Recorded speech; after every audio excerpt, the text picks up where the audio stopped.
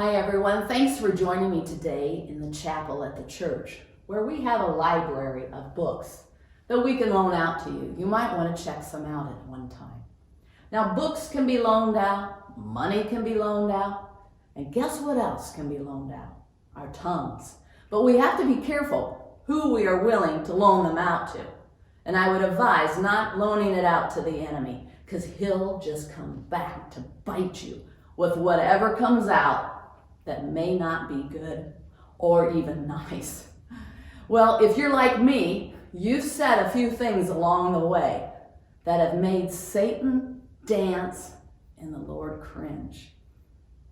I had a toothpaste challenge that I offered to our youth group here when John and I were working with them a few years ago. I wanted to emphasize how toothpaste, once it's squeezed out, it's very hard to get back in the tube, and emphasize how that is with words.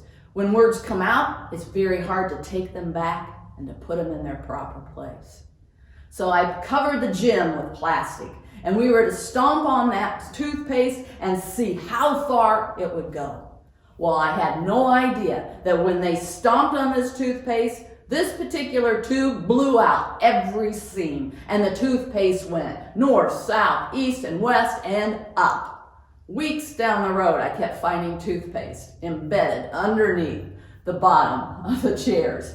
It was a mess to clean up. So that illustration emphasized we got to be careful with the words that we speak.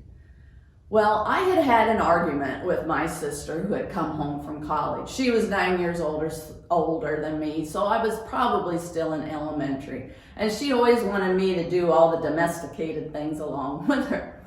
Well, I got to the point that I said something I shouldn't have said, and I said, "Why don't you just go back to college and I won't have to deal with you anymore?" Well, that hurt her. But you know what hurt me the most is that I had disappointed my dad. I never liked to disappoint my dad, and my words were crushing. In Proverbs, it says, "Reckless words pierce like a sword, and he who guards his lips guards his life." So who do you want to loan your tongue out to? God or Satan? It is your choice. And when you mess with the enemy, he'll make a mess just like that toothpaste all over the gymnasium. And it's very difficult to clean up.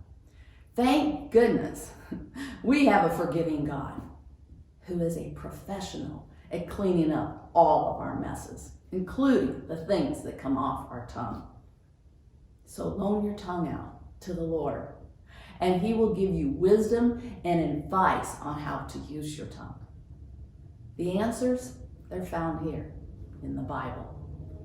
Another scripture, "Those who guard their mouths and their tongues keep themselves from calamity."